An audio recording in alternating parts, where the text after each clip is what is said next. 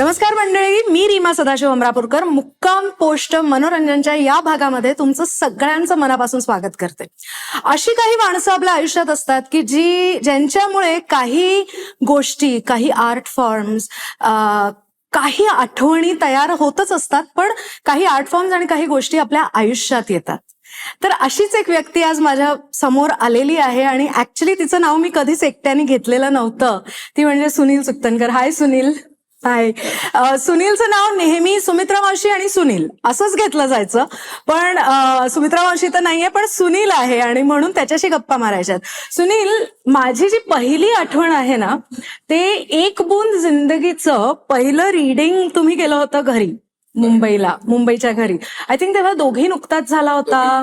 हा, तर त्यावेळेला आणि हा असंच, कारण मी 10वी 11वी अशीच काहीतरी होते.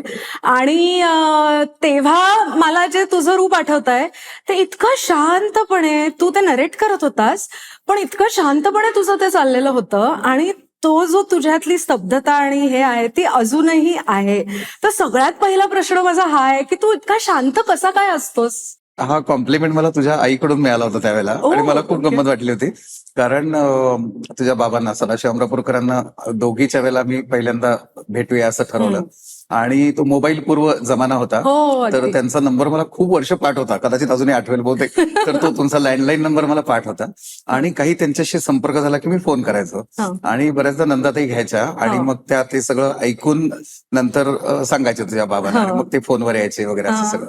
तर त्यानंतर मला म्हणाले, म्हणे मी नेहमी यांना असं म्हणायचे की अहो कोण आहे हा मुलगा, अत्यंत शांत आवाजात आणि इतक्या विनम्रपणे बोलतो. पण बहुतेक ना मी त्यांच्याविषयी जी माझी प्रतिमा होती की असं इतकं कसं यांना डिस्टर्ब करायचं फोन करून, म्हणून मी इतक्या विनम्रपणे ते बोलायचो. त्यामुळे तो एक विनम्रता नंदाताईंपर्यंत पोहोचली असावी असं माहिती नाही. खरं म्हणजे मला शांतपणा ही खरं आहे. तू म्हणतेस ते म्हणजे सुमित्रा आणि मी आम्ही आता 30-35 वर्ष एकत्र काम केलं. तर आमच्या टीम मध्ये सुद्धा ही एक मजेशीर इमेज असायची. आमच्या टीम मध्ये पण एक अशा पद्धतीचं काहीतरी असायचं की म्हणजे सुमित्राचा स्वभाव असा थोडासा तडक फडक होता आणि ती पटकन रागवेल असं वाटायचं. प्रत्येकाला रागवायची असंही नाही खरं तर, पण तिची एक कडक शिस्त तिच्या डोळ्यासमोर असायची. ती एक प्रकारचं परफेक्शन ची अपेक्षा तिची असायची आणि त्यामुळे साधारण टीम मेंबर्स असे तिला बिचकून आणि घाबरून असायचे. आणि त्यामुळे घरात जसं एक असतं ना की वडिलांची भीती वाटली तर आईला सांगायचं की तू जरा बघ सांगून, तू जरा ही परवानगी काढ. तर असा माझा वापर खूप आमच्या वेगवेगळ्या वापर व्हायचा जनरेशन मधल्या टीम मेंबर्सनी केलेला आहे असं. आणि तसं प्रेम पण या सगळ्या वेगवेगळ्या सहकार्यांनी त्यावेळेला केलेलं आहे. आणि मला वाटतं बहुतेक आम्ही दोघं जण ज्या पद्धतीने काम करायचो ना, त्याच्यात आपोआपच ते एकमेकांना कॉम्प्लिमेंटरी अशा त्या भूमिका केल्या गेल्या असाव्यात असं मला वाटतं. आणि सुमित्राही अनेकदा म्हणायची की माझ्या शांत आणि थंड स्वभावाचा उपयोग आम्हाला दोघांना एकत्र प्रवास करताना नक्की व्हायचा. कारण ती अस्वस्थ झाली तर मग मी तो एक शांत करायला एक माझा उपयोग व्हायचा त्या सगळ्या. बरोबर. आणि हा केवढा मोठा प्रवास आहे ना. हो, म्हणजे बाई पाणी 1985 पासून 84-85 पासून सुरू. एक्झॅक्टली, अप टू कासव. अगदी.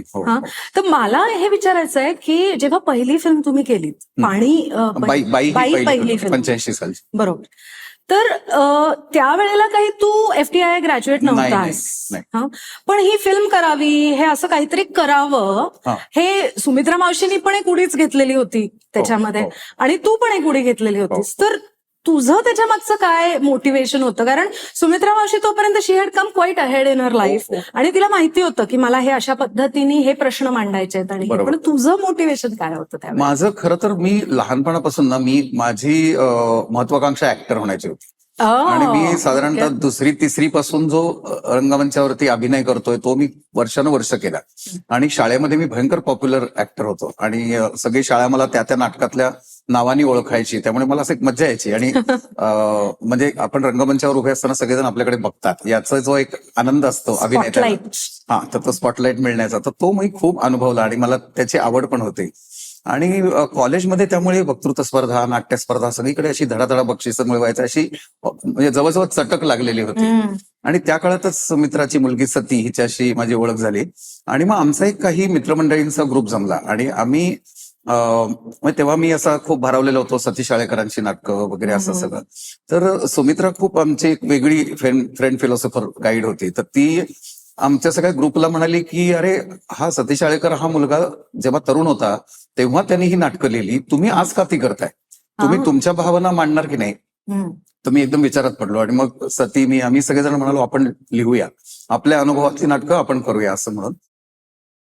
तर त्यामुळे सुमित्राने आम्हाला असं मोटिवेट केल्यानंतर आम्ही स्वतः आमची नाटकं लिहायला लागलो होतो. त्यावेळेला एक प्रश्न नावाचं नाटक आम्ही लिहिलं होतं, मग एक पळसाला पानं 5 नावाचं हम्म. नाटक मी लिहिलं होतं. तर ते आम्हा 5-6 जणांच्या ग्रुपचं नाटक होतं, म्हणजे इन वे ते फ्रेंड्स असल्यासारखं होतं आमचं. हा. आणि आमच्या रिलेशनशिप्स आणि त्या सगळ्याचं त्याच्यामध्ये प्रतिबिंब असलेलं. तर त्यावेळेला खूप त्याचं कौतुक झालंय या म्हणजे अशा एक इंडिपेंडंट ग्रुप पुण्यामध्ये काहीतरी तरुणांचं काम करतोय असं म्हणून. आणि ते जेव्हा चालू होतं तेव्हा मी आणि सती आम्हा दोघांच्याही डोक्यामध्ये असं चित्रपट माध्यमाचं पण एक आकर्षण तयार व्हायला लागलं होतं. हम्म. आणि मी फिल्म इन्स्टिट्यूटला असं एक डोकावून पण गेलो होतो, मला ते अच्छा. इथे लॉ कॉलेज रोडला दिसत राहायचं. पण त्यावेळेला 12वी नंतर तिथे जाता यायचं नाही आणि आम्ही हो. कोणी ग्रॅज्युएट पण झालेलो नव्हतो.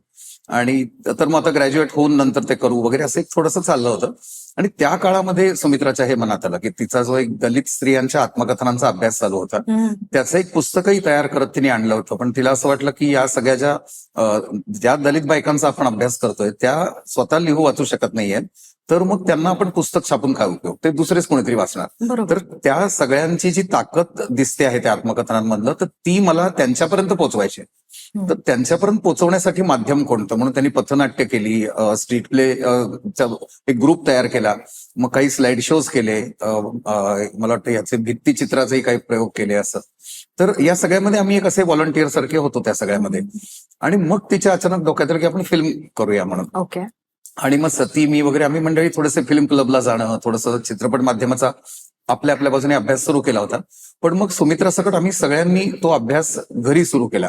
अच्छा. आणि मग म्हणजे त्यावेळेला कोणाकडेच टीव्ही आणि व्हीसीआर नव्हते, तर टीव्ही आणि व्हीसीआर त्यावेळेला भाड्याने मिळायचे, जे आता लोकांनी चित्रपटात बघितलंय आत्ताच्या हो. पिढीने. हो. तसं ते सायकलवरनं तो माणूस घेऊन यायचा, स्कूटरवरनं वगैरे, आणि मग ते लावून लायब्ररीतनं कॅसेट आणायची. मग ती कुठल्याही कमर्शियल सिनेमाची असो, हॉलिवूड सिनेमाची असो, ती आणून बघायची. मग ती पॉज करायचं आणि बघायचं की अँगल कुठे लावलाय, काय केलंय, लाईट्स कुठे हा. लावले, कसे शॉट्स घेतले, शॉर्टचं ड्युरेशन काय आहे, म्हणजे हे सगळं त्याची जार्गन आम्हाला कळत नव्हती. पण आमच्या बाजूने आम्ही तो एक माध्यमाचा अभ्यास सुरू केला होता. असं करत करत ती पहिली बाई नावाची फिल्म तयार केली. Right. आणि त्याच्यामध्ये डेबू देवधर हे कॅमेरामन हो. मित्र सुमित्राचे होते आणि जावेद सय्यद हे एडिटर, असं दोघं जण आमचे त्या काळापुरते गुरु झाले. आणि या दोघांनी आम्हाला त्या प्रक्रियेमध्ये खूप शिकवलं. Right. आणि त्यामुळे सुमित्रा आणि मी असे एकत्रच शिकायला लागलो. म्हणजे हा. आम्ही सगळी तरुण मंडळी, ज्याच्यामध्ये कॅमेरामन सुधीर पलसाने पण होता, जो माझा शाळेतला मित्र होता, हम्म. जो आज खूप प्रतियश कॅमेरामन म्हणून आहे. तर असे सगळे आम्ही होतो आणि आम्ही सगळे तिला सुमित्रा म्हणायला लागलो, कारण आपण आता एका इयत्तेत आहोत शिकण्याच्या, त्यामुळे आपण मित्रमैत्रिणी आहोत असं म्हणत. त्यामुळे ती आमची मावशी वगैरे अशी काही उरली नाही. हम्म. तर तेव्हा तो बाई चित्रपटाची प्रक्रिया झाली. आणि म्हणजे फिल्म फेस्टिवल्स असतात, नॅशनल अवॉर्ड्स असतात, हे काही माहिती नव्हतं. हम्म. पण पी.के. नायर जे क्युरेटर होते हो. फिल्म आर्काईव्हचे, त्यांनी आम्हाला खूप उत्तेजन दिलं. आणि त्यांनी म्हटलं की असं असं तुम्ही पाठवा ती फिल्म. मग त्याला नॅशनल अवॉर्ड मिळालं. मग आम्हाला एक 16 mm प्रोजेक्टर भेट दिला गेलेला होता, तर बर. तो मी चालवायला शिकलो. मग वाव. तो चालवून आम्ही वस्त्यांमध्ये गावागांमध्ये ते पडदा लावायचा आणि तो ऑन करून ते दाखवायचा. 16 mm प्रिंट घेऊन जाऊन, साऊंड बॉक्स वगैरे असं ते हेवी इक्विपमेंट घेऊन जायचो आम्ही. तर तो अनुभव खूप सुंदर होता. आणि ते जेव्हा आम्ही बायकांना दाखवायला लागलो, तर त्या सगळ्या बायका इतक्या उत्स्फूर्ततेने स्वतःचे अनुभव बोलायला लागल्या, तेव्हा मला असं वाटलं हे काहीतरी माध्यमामध्ये गंमत आहे. एक्झॅक्टली. आणि मग मी ठरवलं, मी आणि सुधीर दोघही जण आम्ही फिल्म इन्स्टिट्यूटला ऍडमिशन घ्यायचं ठरवलं. मग ग्रॅज्युएशन झाल्यानंतर आम्ही दोघांनी त्या परीक्षा दिल्या. तो कॅमेऱ्याला गेला, आम्ही डिरेक्शन, डिरेक्शन. असं ती प्रक्रियेला सुरुवात झाली. सो बेसिकली एक माध्यम सापडलं हो. है ना, बाई या फिल्ममुळे तुम्हाला एक माध्यम सापडलं. हं. पण सुनील, एक माध्यम सापडणं, त्याच्याशी खेळत राहणं, हो. हं, ते तितकंच आवश्यक असतं अगदी अगदी. For practice. आणि स्पेशली फिल्म ह्या टेक्निकल माध्यमामध्ये तर ते खूप एक्सपेरिमेंटेशन आणि हे बरोबर. सगळं आवश्यक आहे. हो. तर तू FTII ला गेलास तेव्हा तुला एक वेगळा पर्स्पेक्टिव्ह वर्ल्ड सिनेमाचा आणि याचा डेफिनेटली मिळाला असेल. पण तुझा वैयक्तिक जो प्रवास आहे याच्यातला, हा, की आधी आपण हे सगळं केलेलं आहे, पण टेक्निकल आता आपल्याला कळलेलं आहे आणि ते आता आपल्याला अप्लाय करायचं आहे.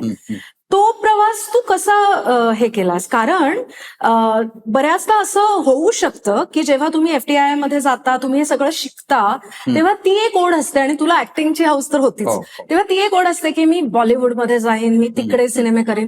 तसं न करता पर्पजफुल सिनेमा हे तू करत राहिलास. हो. तर तो तुझा प्रवास काय होता?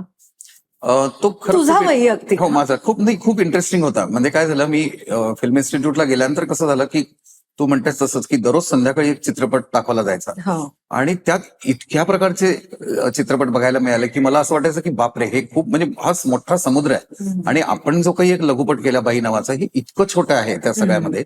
याची एक चांगल्या अर्थाने जाणीव झाली. म्हणजे आपण काहीतरी महान आहोत असं तर वाटण्याची काही शक्यताच नव्हती. बरोबर. त्यावेळेला एक असं मात्र व्हायचं की जे काही शिकणारे होते ना, ते सगळेजण एक एक दिशा पकडायचे. म्हणजे कोणीतरी स्वतःला गोदार समजायला लागायचा, कोणी पूर्वसवा समजायला लागायचा, कोणी तारकोस्की समजायला लागायचा. माझे पाय नक्की जमिनीवर होते त्यावेळेला. आणि त्याचं कारण बाई हा चित्रपट आधी केला होता. त्यामुळे मी बाहेरचं सगळं विश्व बघितलं होतं आणि मला एक प्रकारे म्हणजे या शिक्षणाबद्दल खूप कृतज्ञतेची भावना होती की आपला देश आपल्यासाठी एवढा खर्च करतोय, तर आपण याचा वापर काहीतरी चांगला करून दाखवला पाहिजे बाहेर पडून. बरोबर. दुसऱ्या बाजूने कमर्शियल सिनेमाचं त्या अर्थाने आकर्षण नव्हतं, पण जी एक समांतर सिनेमाची लाट आली होती, श्याम बेनेगल असतील, गोविंद निलानी असतील, यांचा खूप मोठा परिणाम आमच्या सगळ्यांवर होता.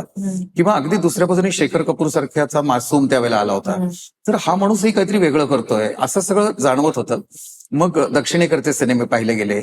तर हे जितकं पाहिलं गेलं तितकं माझ्या मनामध्ये एक थोडंसं अस्वस्थता अशी होत होती. मी सुमित्राला म्हणजे फिल्म इन्स्टिट्यूटमध्ये असण्याच्या काळातच आम्ही पाणी नावाचा लघुपट केला. हो. त्यावेळेला खरं तर बाहेर काम करायला परवानगी नव्हती, पण मी चोरून करायचो. ओके.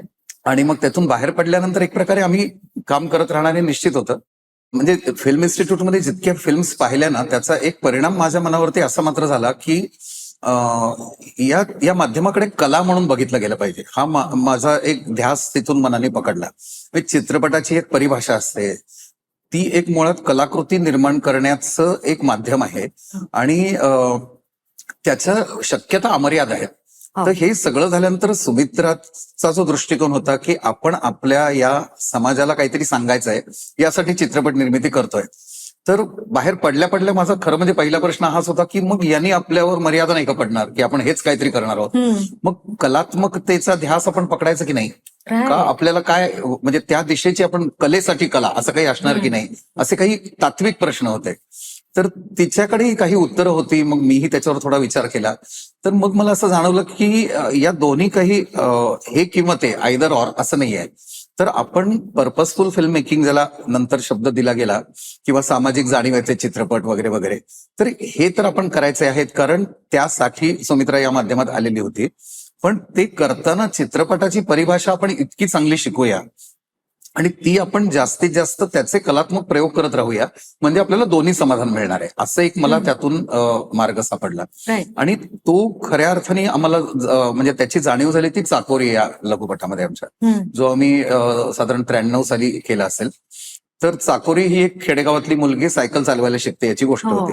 आणि आम्हाला एक अशा सोशल वर्कर मैत्रीण, सिनियर मैत्रीण होत्या सुमित्राच्या, तर त्यांनी आम्हाला म्हटलं की हे पैसे आणि तुम्ही बनवा फिल्म. असे निर्माते खरं कधी भेटत नाहीत.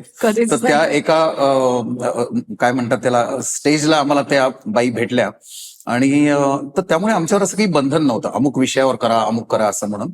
तर त्याच्यातून ही एक छोटी गोष्ट सुमित्राच्या मनात आलेली आम्ही केली आणि ते करताना आम्हाला हे माध्यम खऱ्या अर्थाने सापडत गेलं असं मला वाटतं. आणि त्याचं आम्हाला हे असं झालं की इंडियन पॅनोरमा जेव्हा ती फिल्म दाखवली गेली तेव्हा केतन मेहता असतील, विनोद चोप्रा असतील, असे सगळे त्यावेळेला मोठे मोठे फिल्म मेकर्स ती फिल्म बघायला आलेले होते.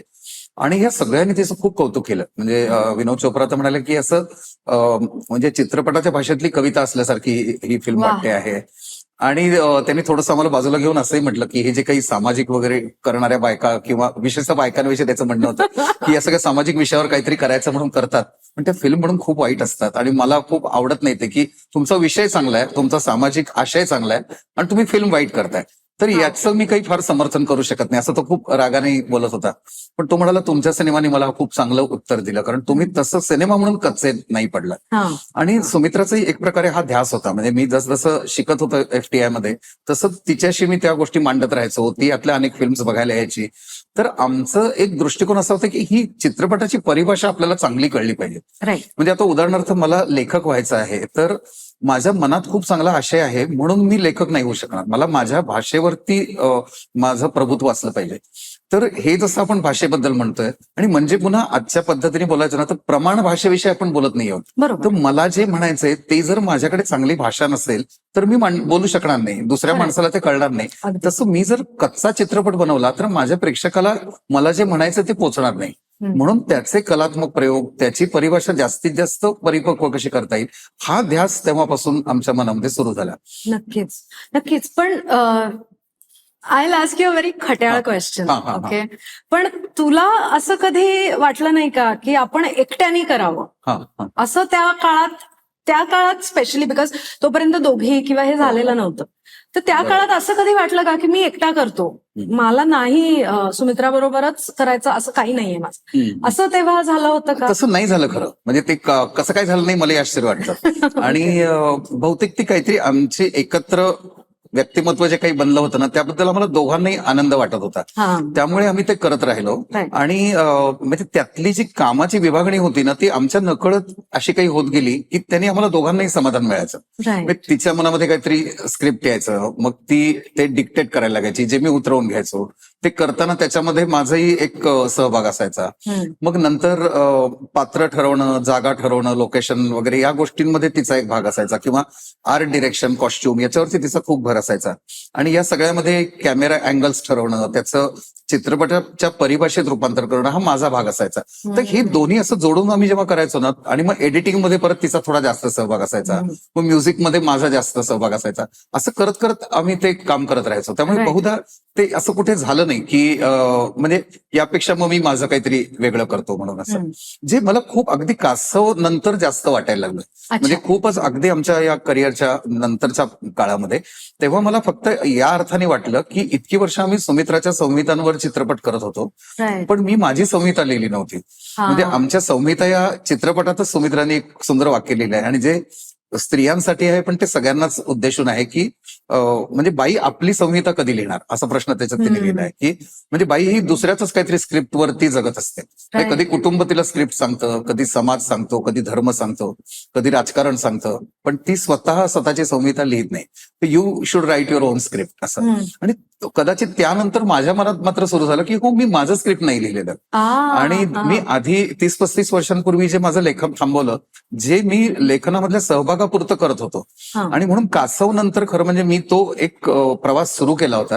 Right. आणि ज्यात खूपच म्हणजे इतकं ते विचित्र ड्रॅमॅटिक आहे की त्यानंतर 2-1 वर्षातच सुमित्रा गेली. हो. त्यामुळे तो माझा स्वतंत्र प्रवासही मला तिला दाखवायला खरं म्हणजे आवडला असता, Correct. की मी हे लिहिलंय, मला अशी फिल्म करायची आहे जी आमच्या या फिल्मपेक्षा कदाचित वेगळी होऊ शकते का, पण ते काही करता नाही आलं असं. राईट. पण मला अजून एक मुद्दा, की कारण हे बाबांच्या बोलण्यात नेहमी यायचं की सुमित्राबाई आहेत ना, त्या फारच फेमिनिस्ट फिल्म करतात. मी त्यांच्याबरोबर आता काम करणार नाही जोपर्यंत त्या मला घेऊन लीड मध्ये फिल्म बनवत नाहीत तोपर्यंत. सो बीइंग अ मॅन, ह्या फेमिनिस्ट फिल्म्स बनवत असताना एक पुरुष म्हणून, एक व्यक्ती म्हणून तुझी ग्रोथ काय झाली असं तुला वाटतं? तो खूप इंटरेस्टिंग मुद्दा आहे. म्हणजे आमचा दुसराच चित्रपट बाई आणि पाणी हे दोन्ही बनले होते, आणि आम्ही पुण्यातलं जे रानडे इन्स्टिट्यूट आहे तिथे पत्रकारांचं जे कॉलेज आहे, इन्स्टिट्यूट ऑफ जर्नलिझम, तिथे आम्ही दाखवत होतो. आणि हा काळ साधारण 87चा आहे, त्यामुळे फेमिनिझमचाही आजच्या टप्प्यापेक्षा एक थोड्या वेगळ्या टप्प्यावर आपण होतो. आणि साधारण पुरुषांच्या मनामध्ये फेमिनिझम ही काहीतरी पुरुष विरोधी गोष्ट आहे असं खूप होतं. अजूनही दुर्दैवाने ते गेलेलं नाहीये फारसं. तर त्यातल्या एका तरुण पत्रकार विद्यार्थ्याने मला असं ऑलमोस्ट रागारागाने विचारलं की या एक बाई आहे, ठीक आहे, पण मी तुला काय पडलंय फेमिनिस्ट फिल्म बनवण्याचं, असं त्याचा रोप होता. तर मी थोडा विचारात पडलो, आणि मी त्या क्षणी मला ते उत्तर सुचलं जे खरंच मला वाटतं. म्हणजे तर मी त्याला म्हटलं की ओव्हरऑल नाटक, चित्रपट, लेखन या सगळ्यामध्ये हे इतकं पुरुषांनी व्यापलेलं आहे ही क्षेत्र सगळी आहे. कार्यक्षेत्र. अगदी तर या पुरुषाचा दृष्टिकोन भरपूर आलायला त्याच्यामध्ये. तर यापेक्षा कलावंत म्हणूनच जर मला काही वेगळा प्रयोग करायचा असेल तर मला फेमिनिस्ट पर्स्पेक्टिव्ह हा माझ्यामध्ये आलाय, हा मला आवडतोय हम्म. आणि तो कलावंत म्हणून मला आवडतोय. आणि कसं आहे की मार्क्सिझम असेल, फंडामेंटलिझम असेल, या अर्थाने इझम हा शब्द मला फेमिनिझमला जोडावासा वाटत नाही. हम्म. कारण तो आपल्याला म्हणजे बाकीचे इझम जे आहेत ना ते आपल्याला असे नॅरो डाऊन करतात, म्हणजे एका छोट्या झापडं लावल्यासारखे बरोबर. करतात बऱ्याचदा. हो. आणि मला असं वाटलं की फेमिनिझमनी माझ्या कक्षा रुंदावल्या हम्म. त्या अशा अर्थाने की स्त्री पुरुष समानतेमुळे एक पुरुष म्हणून मी किती गोष्टींना मुक्तो आहे हे माझं मला जाणवून दिल्याबद्दल मला फेमिनिझमचे आभार मानावेसे वाटत होते. राईट. आणि मला असं वाटलं की मला जग वेगळं दिसतंय, जे माझ्या आईला दिसतं, बहिणीला दिसतं, मैत्रिणीला दिसतं, ते मला दिसत नव्हतं आणि मी फक्त पुरुषाच्या नजरेतनं बघत होतो. यातून मला मुक्त केल्याबद्दल मला त्या इझम बद्दल आनंद वाटत होता. आणि म्हणून मला खरं सांगायचं ना तर अनेकांचं नंतर एक सोपं समीकरण असं होतं की सुमित्रा भावेंबरोबर काम केल्यामुळे तुझ्यामध्ये एक फेमिनिझमची स्ट्रीक आलीच असणार. तू माझं असं म्हणणं नाही, तो माझा स्वतःचा प्रवास आहे. राईट. म्हणजे एक्झॅक्टली. पुढे जाऊन मी अनेकदा तर सुमित्राला असं म्हणायचो की अनेकदा फेमिनिझमच्या अनेक गोष्टी मी पण तिला सांगितल्या असतील. त्यामुळे असं नाहीये की ती स्त्री आहे आणि मी पुरुष आहे, म्हणजे मी सतत शिकण्याच्या भूमिकेत आहे. तर माझा एक फेमिनिझमचा प्रवास सुरू आहे. त्यातून मला अनेकदा असं जाणवलं की पुरुषाला स्त्रीत्व सापडणं किंवा काय म्हणता येईल म्हणजे फेमिनिझम मधून सापडलेली ही जी नवी मुक्तता आहे, ती सापडलेला जो पुरुष आहे ना त्याची मॅच्युरिटी मला एका बाईबरोबर शेअर पण करायला आवडते की मला हे सापडतंय. करेक्ट. आणि त्यामुळे म्हणजे तुझ्या बाबांशी सुद्धा मी त्यावेळेला अनेकदा म्हटलं होतं की फेमिनिस्ट फिल्म मेकर आहे किंवा फेमिनिस्ट दृष्टिकोनातनं चित्रपट आम्ही बनवतो म्हणजे ते स्त्री प्रधान असण्याची गरज नाहीये. कारण तसं असतं तर 10वी फॉ आम्ही केलाच नसता. एक्झॅक्टली. हो. 10वी फॉ मध्ये अगदी 2-3 बायका बायका व्यक्तिरेखा आहेत आणि तो शिक्षक आहे, 40 विद्यार्थी आहेत, ते मुलगे आहेत, हा पुरुष आहे. तर मला मुख्य असं वाटतं की त्या शिक्षकामध्ये सुद्धा एक प्रकारचं मातृत्व दिसतं. म्हणजे तो त्यांचा म्हणजे पित्यासारखा धाक पण दाखवतो आणि आईसारखा मायेने समजून पण घेतो, म्हणून ती मुलं त्याच्या मागे जातात. हो. तर इथे मला तो फेमिनिझम जाणवतो. राईट. किंवा आता मुक्तांगण व्यसनमुक्ती केंद्रासाठी आम्ही जेव्हा फिल्म केली तर त्याच्यामध्ये आता सुनंदा किंवा अनिता अवचट यांची जी व्यक्तिरेखा होती, जी ज्योती सुभाषने केली, तर ही एक महत्वाची व्यक्तिरेखा बाई होती.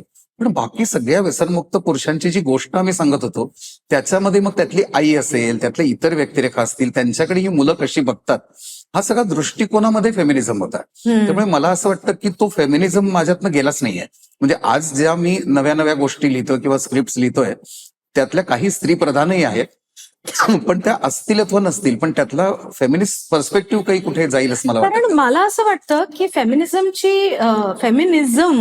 हा तयार होण्यामागे म्हणजे हा माझा अत्यंत म्हणजे मी काही फार अभ्यास नाही केलेला फेमिनिझमचा, but I believe I am a feminist और I am sensitive to women. So की ज्या वेळेला आपण असं म्हणतो तेव्हा why call it feminism, it is basically being sensitive towards a person. जोपर्यंत आपण एका व्यक्तीला स्त्री आणि पुरुष अशी त्याची हे सोडत नाही तोपर्यंत हे फेमिनिझम आणि अँटी फेमिनिझम हे सुरूच राहणार. नाही, ते कसं आहे माहिती का की इट्स अबाउट जेंडर जस्टिस असं मला वाटतं. आणि जेंडर जस्टिस म्हणजे ती समानता ही होत नाही याचं कारण संस्कृती ही पुरुष प्रधानतेच्या बाजूला असते, पुरुषाच्या बाजूला असते असं नाहीये. म्हणून आता हे जे वर्षानुवर्ष चालतं ना की सासू सुनेच्या गोष्टी अजूनही आपण टीव्ही सिरियल मध्ये दाखवतो आणि सगळेजण ते तोंडावरती फेकतात, मग ह्याचं काय करणार, बाईच बाईच्या विरोधात आहे. तर माझं असं म्हणणं आहे, बाई बाईच्या विरोधात आहे हा मुद्दा नाहीये, त्या दोघी पुरुष प्रधानतेच्याच बाजूला आहेत. त्या बायका आहे त्यांनी काहीच सिद्ध होत नाही. ती जी सासू आहे आणि ती जी सून आहे, या दोघांना आपल्या घरातला पुरुष म्हणजे तो जो तरुण मुलगा आहे, या पुरुषाला आपल्या हातात ठेवण्याचं जे राजकारण खेळावं लागतं हे पुरुष प्रधानतेने शिकवलेलं आहे. आणि त्या पुरुषांनी जर ते राजकारण सोडून दिलं ना तर यांचं भांडण एका दिवसात थांबेल. तर आणि हे पुरुष करत नाहीत, कारण पुरुष काय म्हणतात आणि पथ्यावर पडतं ना, आणि पथ्यावर त्यांना एक खोटा बिचारेपणा पण मिळतो. कारण पुरुषांना ही जी गंमत बघायला येते ना की तुम्ही भांडताय, मी काहीच करत नाहीये. अरे पण तू तुझं राजकारण हातामध्ये ठेवल्यामुळे ती सगळी सूत्र तुझ्या हातात आहेत, ती तू सोडत नाहीयेस, म्हणून त्यांचा असहाय्य भांडण चाललेलं आहे. बरोबर. तर म्हणून मला असं वाटतं की पुरुष प्रधानता जी आहे ना ती या सगळ्यामध्ये दिसते. Correct. ती आपल्या म्हणजे शाळा कशा चालवल्या जातात, राजकारण कसं चालतं, देशाचं राजकारण कसं चालतं, इथपासून ते अगदी छोट्या छोट्या लहान मुलांचे खेळ कसे चालतात इथपर्यंत सगळीकडे ते आहे. बरोबर. त्यामुळे हो. तिथे जर तो पर्स्पेक्टिव्ह बदलला ना तर सगळ्या गोष्टी बदलत जातील. अगदी अगदी किंवा आता साध्या साध्या गोष्टी म्हणजे फेमिनिझम इथे पण दिसतं की आता सर्व्हायव्हल ऑफ द फिटेस्ट आपण म्हणतो आणि आपल्या सगळ्यांना ते फार आकर्षक वाटतं, डार्विनने सांगितलं वगैरे म्हणून. पण जो सबळ आहे तो जिंकणार, असं ही संपूर्ण पुरुष प्रधानतेची रचना आहे. अगदी आणि दुसऱ्या बाजूनी आपण जर या स्त्रीवादी विचारातनं केलं ना तर सगळ्यात असहाय्य जो आहे त्याची काळजी घेतली पाहिजे, हा संपूर्ण टोकाचा विचार आहे. हो. आता या दोन गोष्टींना तुम्ही एकमेकांच्या समोर कसं आणणार? म्हणजे तुम्हाला जर कुटुंब चालवायचं असेल तर मग खरोखरच जे दुर्बळ आहे त्याला मरू द्या, अशीच कुटुंब चालायला हवी होती, असं आपण करत नाही. नाही. तर पण पुरुष प्रधानता जर मानली तर आपण हळूहळू तसं करायला लागतो. म्हणजे मग जो कमी क्षमतेचा आहे ना त्याच्याकडे दुर्लक्ष करा, जो जास्त क्षमतेचा आहे त्याला वाढवत जा. वाढवा. म्हणून वर्षानुवर्ष जे होत गेलं की मुलाला चांगल्या कॉलेजमध्ये घाला, मुलीचं शिक्षण कसंही झालं तरी चालेल, मग ती लग्न होऊन गेल्यानंतर ती कशाही वागवली गेली तरी तिला परत घेऊ नका, सगळ्या गोष्टीत ते दिसायला लागतं. Right right. आता तू हे जे उदाहरण दिलंस रानडे इन्स्टिट्यूट मध्ये जो तुला एक्सपिरियन्स आला, हा 87 88चा काळ असेल. आता आपण बरेच पुढे आलेलो आहोत त्याच्या. पण आता जेव्हा तू आजच्या पिढीतल्या तरुणांशी या विषयांवर बोलतोस तेव्हा तुला वाटतं का की काही इव्हॉल्व्ह झालंय का? Are we still stuck there? फार विचित्र आहे. म्हणजे एका बाजूने बराच फरक पडलेला दिसतो आणि एका बाजूने खूप उलट्या दिशेला पण गेल्यासारखं वाटतं. ओके. म्हणजे आणि हे दोघांच्याही बद्दल वाटतं, मुलं आणि मुली दोघांच्याही बाबतीत. म्हणजे मला तेव्हा आमचं सगळ्यांचं स्वप्न असं होतं की इतकं जग बदलेल नंतर, आणि म्हणजे आम्ही सगळे जे काही तरुण मुलं होतो आम्हाला असं वाटत होतं की आम्ही मोठे होत जाऊ, आमच्या पुढच्या पिढ्या जशा आम्ही वाढवू, त्यातून हे सगळं खूप बदललेलं असेल. पण तसं झालेलं नाहीये. म्हणजे माझ्या बरोबरीचे अनेक पुरुष तिथेच आहेत, त्यांच्या पुढचे अजून मागे वळलेले पण दिसतात, अजूनही जास्त त्यांना तीच पुरुषी अरेरावी करावीशी वाटते. मुलींना सुद्धा तेच आकर्षक वाटतं, हाही एक गोंधळ आहे. त्यामुळे म्हणजे स्त्री किंवा पुरुष यांची मी बाजू घेत नाहीये, तर पुरुष प्रधानता आणि स्त्रीवादी विचार या दोनामध्ये माझं भांडण चालू आहे. तर म्हणावं तितका तो फरक नाही पडला, म्हणजे जेवढा पडायला पाहिजे होता 35-40 वर्षांमध्ये, पण काही जणांमध्ये खूप पडला. म्हणजे मला जाणवतं की आता कित्येक आम्ही पुरुष मंडळी आम्ही एकमेकांना भेटल्यानंतर आम्ही स्वयंपाकाविषयी गप्पा मारतो, जे पूर्वी घडायचं नाही.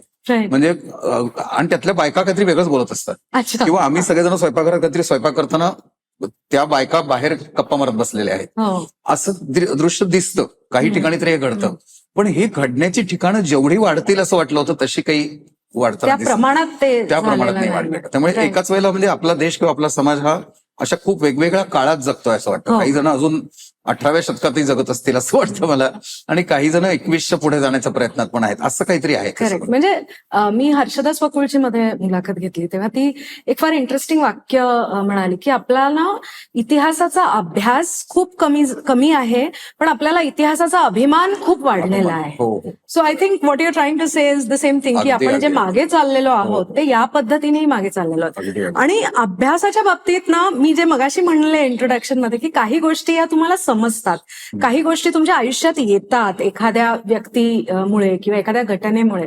तर तसं मला आठवतं तुम्ही वास्तुपुरुषचं नगर जिल्ह्यामध्ये शूटिंग करत होतात, राईट? त्यावेळेला राजा रवी वर्माची चित्र तुम्हाला तिथे वाड्यात लावण्यासाठी म्हणून हवी होती, आणि ती मला बाबांनी मुंबईहून घेऊन नगरला पाठवलेलं होतं, बाय बस मी आले होते वगैरे. तर त्यावेळेला मी जे SY ला वगैरे असेल, आणि तोपर्यंत मी काही राजा रवी वर्मा वगैरे ऐकलेलं नव्हतं, आणि सडनली ते एक विश्व माझ्यासाठी खुलं झालं की अरे, राजा रवी वर्मा असा एक पेंटर होता, मग त्याची शैली, मग हे ते, मग त्याच्यावरची पुस्तकं जी लकीली बाबांकडे होती ती वाचणं वगैरे वगैरे वगैरे, असं ते सुरू झालं. सो काहीही न बोलता, काहीही न करता त्या एका विषयाकडे, त्याचा अभ्यास करण्याकडे मी वळले, असं मी म्हणेन. सो मला हे विचारायचं आहे की जेव्हा एक एक फिल्म तुम्ही राईट अप टू कासव, म्हणजे दोघीपासून सुरू होऊन कासव पर्यंत, म्हणजे दोघीमधला मला एक सीन आठवतो की एक ती दुसरी एक मुलगी असते जी हिला म्हणते, सोनालीला, की अगं तुझ्या बहिणीला विचार ना मला पण काम मिळेल का, तर ती झिळमिळीत साडी नेसते. आणि हे म्हणजे हा एक खूप डीप विचार आणि अभ्यास आहे, राईट? तिथून ते कासव पर्यंतचं जे मानसिक आरोग्याचं मंत्र आहे कासवमध्ये, हम्म. तिथपर्यंत ते इतका अभ्यास जो तुम्ही करत होतात, हम्म. ती कशी प्रक्रिया होती रे? म्हणजे कारण आता कासवमध्ये जर नॉर्मल माणसाने पाहिलं, ज्याला मे बी मानसिक आरोग्याचा अभ्यास केलेला नाहीये, तर त्याला काही कळणार नाही एखाद्या वेळेस, अनलेस त्याला मोहन आगाशेंच्या डायलॉगचा अर्थ कळला तर, की कासव कसा मिटून घेतो. पण ज्यांनी केलेला आहे अभ्यास किंवा वर जे त्या प्रवासातून चाललेले आहेत, त्यांना मात्र तर प्रत्येक क्षण आणि प्रत्येक बरोबर. सेकंद त्याचा आपलासा वाटतो. तर तो अभ्यास त्या ह्याच्यामध्ये एवढं घुसणं, ही तुझी आणि सुमित्रा मावशीची, पण मोरोवर तुझी, कारण सुमित्रा मावशी तर ते इंटरनलाइज करून बरोबर. ती हे करायची. So, तुझी ती काय प्रक्रिया होती त्या अभ्यासाची? ती प्रक्रिया खूप आकर्षक असायची. म्हणजे ते जे एक खूप फेमस नेहमी वाक्य असतं ना, की म्हणजे फायनल प्रोडक्ट पेक्षा प्रोसेस इज इम्पॉर्टंट वगैरे, ते खरोखरच आम्ही जगत होतो असं मला वाटतं. म्हणजे त्या तयार झालेल्या चित्रपटापेक्षा मला ती प्रक्रिया खूप आकर्षक वाटत होती, अजूनही वाटते. कारण त्याच्यामध्ये एक तर झोकून आम्ही सगळेजण द्यायचो, आणि तो प्रत्येक विषय हा खूप काहीतरी मोठी वेगवेगळी दालनं उघडायचा समोर. आणि त्याचं एक कारण असं होतं की मला वाटतं सुमित्राचा हा जो दृष्टिकोन होता ना, की तो विषय हा तेवढ्या पुरता मर्यादित राहायचा नाही, तर त्याचा जीवनाशी, तत्वज्ञानाशी, जीवनाच्या सखोल अर्थाशी काहीतरी त्याची सांगड कशी घालता येईल. मी आता एड्स बद्दल फिल्म, आम्ही दुसरीच फीचर फिल्म दोघी नंतर करत होतो, तर एड्स झालेल्या माणसांना मृत्यू येऊ शकतो आणि त्यांचं काय, हा एवढाच एक विषय होता.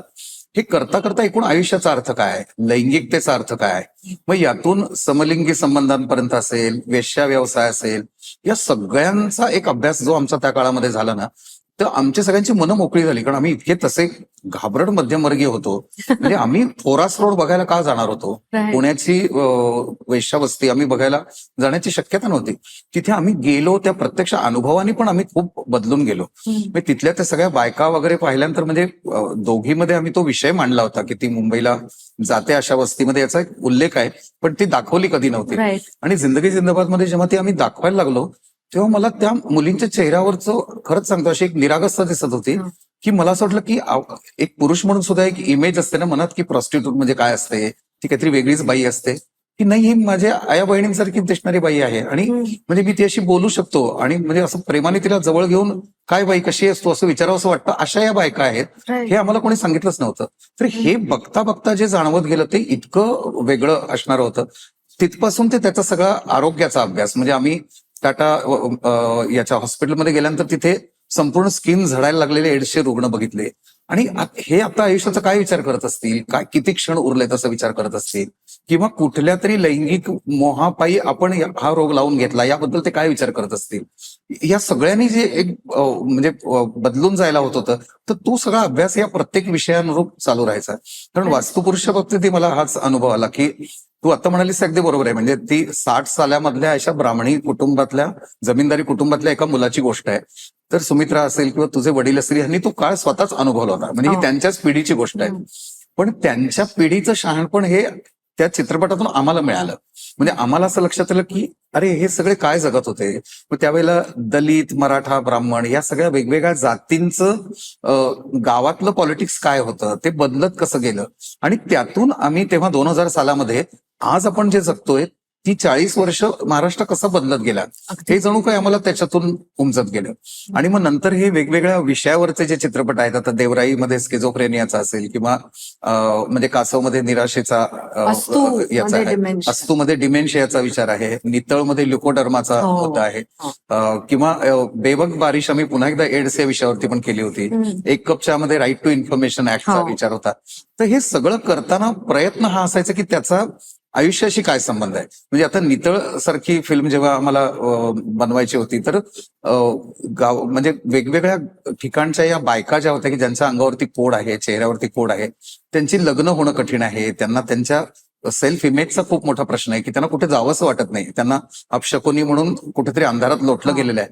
तर अशा सगळ्या बायकांचा अभ्यास करता करता एक प्रकारे जाणीव झाली की मग खरंच लग्नातले संबंध हे नेमके काय असतात, ते सौंदर्यावर आधारित असतात. मग सुंदर माणसांची लग्न यशस्वी होतात का, तर नाही होत. असंही दिसत नाही. खरंय. मग नेमकं काय आहे, म्हणजे मग तिथपासून ते वैवाहिक संबंध या विषयावरती पण ती फिल्म भाष्य करायला लागली. हो. किंवा आता अस्तूचा विचार करताना अशा पद्धतीने डिमेन्शियाग्रस्त माणूस हा भूतकाळ आणि भविष्यकाळ हा दोन्ही सोडून दिलेला आजच्या काळातच जगणारा माणूस आहे. म्हणजे मग झेन मध्ये जेव्हा आपण आओ इज हिअर अँड नाव असं जेव्हा म्हणतात, या अध्यात्मापर्यंत आपण पोचतोय की काय? मग आपण सगळे जुन्या नव्याच्या गोष्टीमध्ये स्वतःला बांधून घेतलेली माणसं जास्त दुःखी आहोत का? आणि हा डिमेन्शियाचा पेशंटला काहीतरी वेगळंच सापडलाय का? तर असे तरतरीचे प्रश्न आम्हाला त्यातून सापडायचे. म्हणजे हा जो फिलॉसॉफिकल अभ्यास आहे ना, तो खूप आनंद देणारा होता. टेक्निकल अभ्यास तर होताच होता, ऑफकोर्स. पण म्हणजे वास्तुपुरुष बघताना त्यातला हा जो मुद्दा आहे की समाज पुरुषाची शांत करणं म्हणजेच खरी आपल्या वास्तुपुरुषाची शांत. तर ही ती आई त्या मुलाला सांगते आणि म्हणून तो आज 40 वर्षांनी प्रतिथयश डॉक्टर म्हणून मुंबईत काम करणारा डॉक्टर भास्कर देशपांडे बनलेला आहे. तर मला असं वाटलं की हे आम्हाला सगळ्यांना खूप प्रेरणा देणार आहे. आणि म्हणून वास्तुपुरुष जेव्हा आम्ही अमेरिकेमध्ये दाखवायला गेलो होतो, तर तिथले अनेक परदेशी स्थायिक झालेले तरुण यायचे आणि ते म्हणायचे वास्तुपुरुष ही आमच्या जीवातली फिल्म आहे. कारण आम्ही आमचं गाव आणि देश सोडून आलो आहोत, पण आम्हाला आमचा समाज आठवतो आहे आणि त्याच्यासाठी आम्ही काही करू शकतो का, यांनी आम्ही इथे राहून पण विचार करतोय. म्हणजे असं नाही की तुम्ही तिथे नाही आहात म्हणजे तुम्ही त्या समाजाचं लागत नाही, असं काही नाही. तर ही भावना त्यांना वास्तुपुरुषमध्ये सापडत होती. किती किती सुंदर अनुभव असेल तो. ऍज अ मेकर तुला काय वाटतं, म्हणजे आता बऱ्याच फिल्म मेकर्सशी ज्यांच्याशी मी बोलते ते या नॉस्टॅल्जियामध्ये असतात की अरे अॅनालॉग फिल्म यार, त्याचा जो फील होता, तो प्रोजेक्टरचा आवाज आणि ते जे सगळं काही असतं ते. सो ऍज अ मेकर तुला काय वाटतं की हे जे अॅनालॉग टू डिजिटल जे आता आपलं रेव्होल्युशन झालेलं आहे, वेर आर वी हेडेड? व्हॉट? नाही, मी त्याबाबत नक्की आनंदी आहे. म्हणजे मला मी अजिबात दुःखी नाही त्याबद्दल. म्हणजे खरंच तो काळ बघितलेला मी आहे आणि मी स्वतः हाताने फिल्म कापून एडिटिंग केलंय, चिकटवून वगैरे. म्हणजे स्वतःच्या हाताने स्टेनबेक वर मशीन फिरवलंय, ती अशी करून वाइंड केलेली आहे, असं फिरवून रोल्स बनवलेले आहेत, हे सगळं मी केलंय. तो नॉस्टॅल्जिया नक्कीच खूप छान आहे. पण ती फिल्म महाग असणं, त्यातला एक एक शॉट घेण्यासाठी भयंकर विचार करावा लागणं, यांनी एक चांगली गोष्ट अशी की अजूनही आम्ही उधळपट्टीवाले कॅमेरामन, उधळपट्टीवाले दिग्दर्शक होत नाही. बरोबर. कारण आज सुद्धा मला मला मला हे 5 शॉट्स हवे आहेत आणि त्याचे मी फार फार 1-2 टेक्स घेतो आणि माझं काम झालं असं. म्हणजे आत्ताचे जे काळातले सहकारी म्हणतात की अहो असं काय करताय, अजून 5-50 अँगल्सनी काहीतरी शूट करूया ना, कारण डिजिटल आहे, ते फुकट आहे. तुम्ही म्हटलं हो पण आपले श्रम फुकट नाही आहेत आणि कोणाचे श्रम फुकट नाही आहेत. आणि मला जर माहिती की मला एवढंच पाहिजे तर मी तेवढं घेतो आणि तेवढंच एडिटिंग करतो. माझ्या डोळ्यासमोर माझा चित्रपट क्लिअर आहे. तर या अर्थाने आम्हाला त्याचा फायदा होतो. किंवा एडिटिंग करताना साधारण मला कट माहिती असतो आणि त्यामुळे डिजिटल वरती तुम्ही काय 50 वेळा व्हर्जन्स करू शकता, तेवढ्या होत नाहीत. एक कट होतो त्याचा दुसरा कट होतो, साधारण फायनल फिल्म तयार झालेली असते एडिटिंग मध्ये. कारण ते डोकं अॅनालॉग पद्धतीने चालतं. पण एक मात्र नक्की आहे की त्या गोष्टीची स्वस्तता किंवा दुसऱ्या बाजूने मला असं वाटतं की एक लोकशाहीकरण जे या माध्यमाचं झालं, की आम्ही जेव्हा सुरुवात केली ना तेव्हा पहिल्यांदा सुमित्रा आणि मी FTI मध्ये गेलो आणि तेव्हा आम्हाला म्हटलं की आम्हाला फिल्म कॅमेरा बघायला तरी द्या. ते म्हणाले असं नाही बघता येणार. की त्याच्या व्ह्यू फाइंडर मधनं दिसतं कसं, ते म्हणाले असं नाही काही बघता येणार. तर ते जे मिस्टिफिकेशन होतं, म्हणजे ही फिल्म असते तरी कशी, ती थ्रेड करतात म्हणजे काय, मग ती त्या ब्लॅक क्लॉथ मध्ये हे करून ती लॅब मध्ये जाते, मग त्यानंतर त्याचं रश प्रिंट बनतं, मग तुम्हाला कळणार. आता जे होतं की डिजिटल बघितलं, एवढ्या व्हिडिओ कॅमेऱ्याने शूट केलं डिजिटल कॅमेऱ्यानी, लगेच तुम्हाला त्याचा रिझल्ट मिळाला. या सगळ्या खूप सोप्या गोष्टी झाल्या. आणि त्यामुळे अगदी खेडोपाडीचा कोणी मुलगा असेल, अगदी छोट्या दलित वस्तीवरचा असेल, आदिवासी मुलगा असेल, मुलगी असेल, हे पण चित्रपट बनवू शकतात. हे तेव्हा शक्य नव्हतं. आणि त्यातून आता मी वेगवेगळ्या याच्यात जेव्हा जातो, कुठल्या शॉर्ट फिल्म फेस्टिवलला ज्युरी म्हणून काम करतो, तेव्हा असं दिसतं की ही सगळी जी तरुण मंडळी आहेत ही फिल्म मेकर बनलीच नसती जर ही डिजिटल टेक्नॉलॉजी आली नसती तर हे फार ग्रेट झालं असं मला वाटतं. पण त्याच्या बरोबरीने आता चित्रित करताना जे एक स्वातंत्र्य मिळतं ना डिजिटल कॅमेऱ्याचं, ते पण मला खूप छान वाटतं. म्हणजे सतत ना खूप तामझाम वाढवत जाण्याच्या आम्ही कायमच विरोधात होतो. आणि त्यामुळे ते जितकं कमी असं असेल तितकं तुमचं काम जास्त स्वतंत्र होतं असं मला वाटतं. तर तो आनंद डिजिटलमध्ये नक्की आहे फिल्मपेक्षा असं मला वाटतं. पण मग इन दॅट केस जे आता नवीन मेकर्स आहेत त्यांना तू काय सांगशील की तुम्ही, कारण आता जर हे माध्यम सोपं झालंय तर त्यांचे चॅलेंजेस त्यांनी स्वतःच अपग्रेड केले पाहिजेत ना. है ना. So according to you which way म्हणजे कशा पद्धतीने दे नीड टू अपग्रेड हो अगदी. आणि तो खूप महत्वाचा मुद्दा आहे, कारण आता असं लक्षात येतं की ही टेक्नॉलॉजी आल्यामुळे ना सगळेजण ऑपरेटर्स उत्तम बनलेले आहेत. पण ऑपरेटर बनणं म्हणजे फिल्म मेकिंग नव्हे, की म्हणजे तुम्ही ऑपरेट करता म्हणजे तुम्ही एडिटर बनता असं नाही, तुम्ही ऑपरेट करता म्हणजे तुम्ही कॅमेरामन होता असं नाही, तुम्ही ऑपरेट करता म्हणजे तुम्ही दिग्दर्शक होता असं नाहीये. ती माध्यम समजून घेण्याची जबाबदारी कमी कमी होते. आणि कसं होतं की आता मी म्हटलं तसं की आम्ही जेव्हा बाई फिल्म बनवताना आमच्या समोर जगातला सिनेमा बघायचा काही मार्गच नव्हता. आम्ही एफटीआयला आल्यानंतर तो थोडाफार मिळाला, पण तोही कुठेतरी 70च्या दशकाच्या आदला बघायला मिळायचा. आज कसं होतं, ओटीटी वरती असेल, अगदी टोरंटवरनं चोरून डाउनलोड केलेलं असेल, इतका जागतिक सिनेमा हे लोक बघतात ना की अमक्यासारखा शॉट मी घेऊन बघतो, तमक्यासारखं मी करून बघतो, असं इतकं आहे की त्या सगळ्या तांत्रिकतेमध्ये खूप मंडळी अडकतात. त्यामुळे आताची तरुण पिढीचं मुख्य प्रॉब्लेम मला असं वाटतं की ते त्यांना पहिल्यांदा इंटरेस्टिंग शॉट सुचतात, गोष्ट सुचतच नाही, किंवा गोष्टीच्याही आधी सांगण्याजोगं काही आहे का हे सुचत नाही. आणि मला म्हणजे त्यामुळे मी अनेकांना असं म्हणतो की तुमच्या सांगण्याजोगं काय आहे याचा शोध घेण्यात भरपूर वेळ घालवा, कारण ते जर नसेल तर काही करू नका, काही बिघडतच नाही तुम्ही फिल्म बनवून नाही तर. म्हणजे आज मी पण स्वतःला जेव्हा प्रश्न विचारतो ना की एखादं काहीतरी सुचल्यावर हे खरंच तुला सांगायलाच पाहिजे इतकं युनिक आहे का, नाही तर काही करू नकोस, ते ठेवून दे बाजूला. कारण नाहीतर काय आहे की इतकं झालेलं आहे की मला असं वाटतं यात आपण नवीन काय करणार आहोत.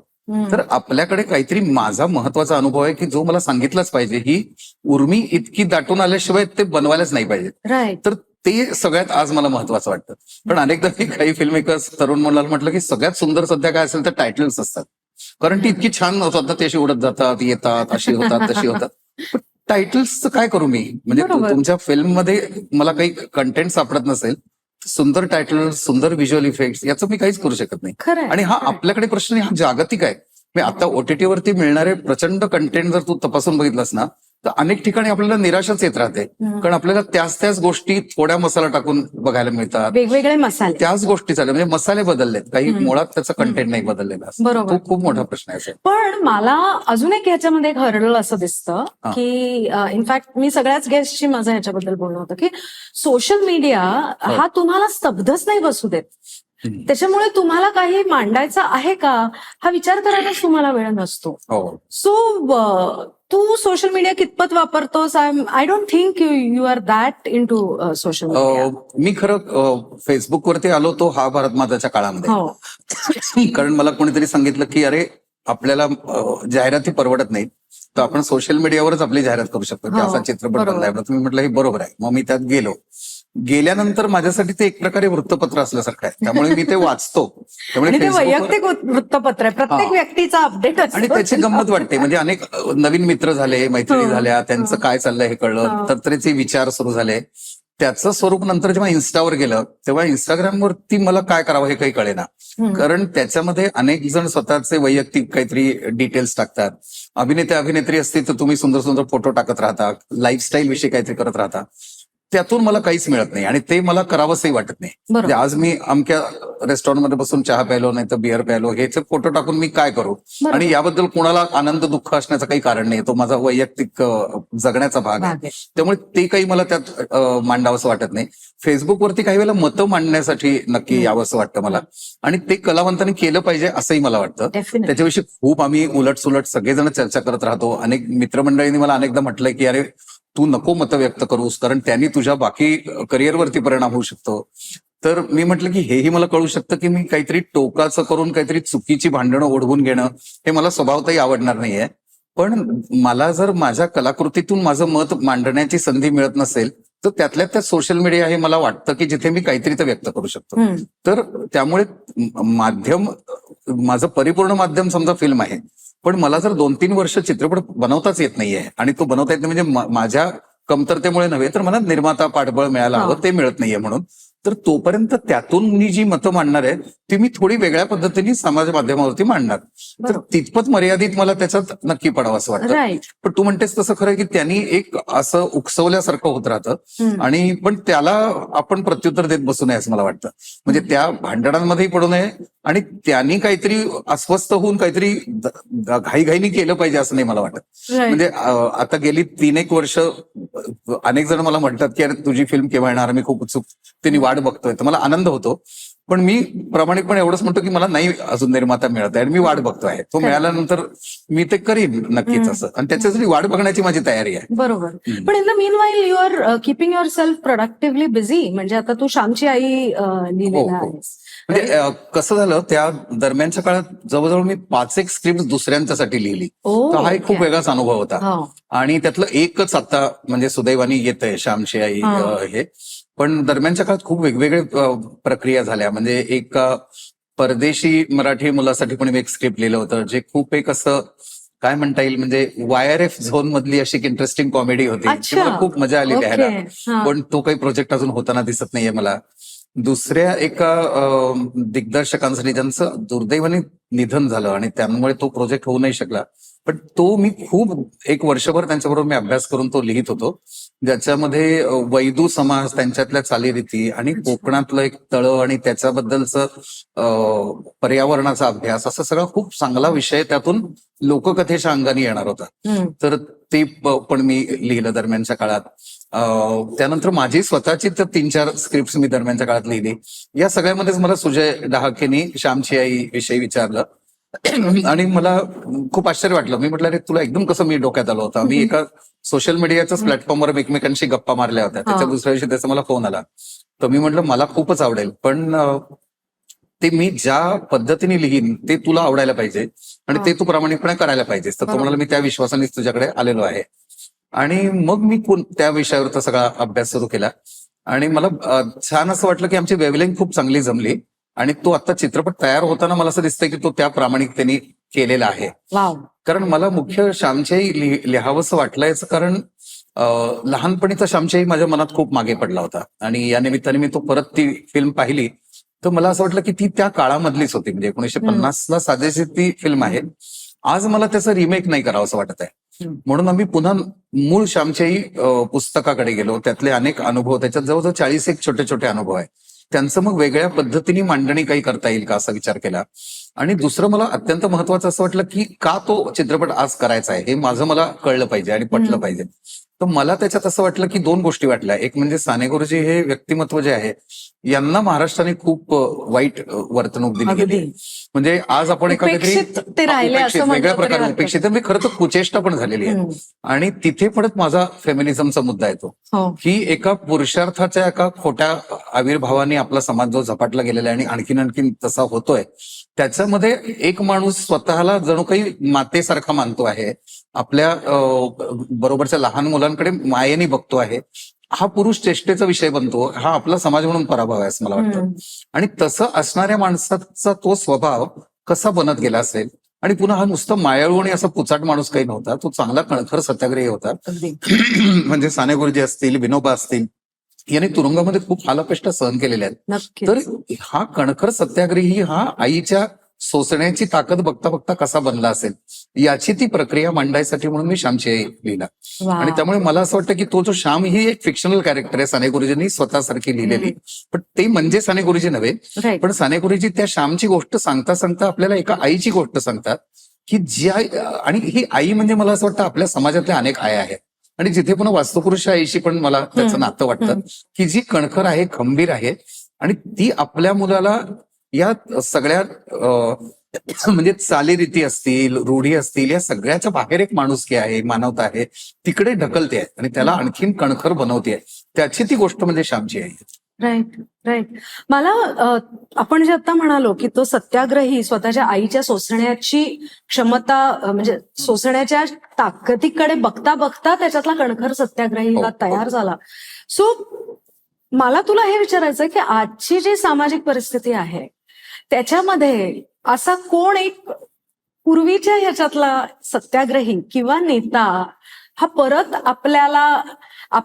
मी असं नाही म्हणणार की एखाद्या नेत्यानेच येऊन आपल्याला वाचवावं, पण की त्यांनी पुढच्या पिढीला आणि आजच्या तरुणांना रस्ता, काहीतरी मार्ग दाखवावा. तसं ऍक्च्युली ना मला थोडंसं जाणवतं बघताना ते मेधाताईंकडे वाटतं, मेधा पाटकरांकडे बघताना वाटतं. म्हणजे नर्मदा बचाव आंदोलनाचं काम मी खूप जवळून बघतो आहे. आणि माझी पत्नी शिल्पा बल्लाळ तिने एक फिल्म बनवली आहे लकीर के इस तरफ नावाची. ती संपूर्ण 2-1 वर्ष गेल्या 35 वर्षाच्या त्यांच्या कामाचा अभ्यास करते. आणि मेधाताई सुमित्राच्या खूप जवळच्या मैत्रीण होत्या. अगदी. त्यामुळे मी खूप आधी पण तिथे आम्ही एक लहा नावाची फिल्म बनवायला 25 वर्षापूर्वी पण गेलो होतो. तेव्हापासून मी ते सगळं बघतोय.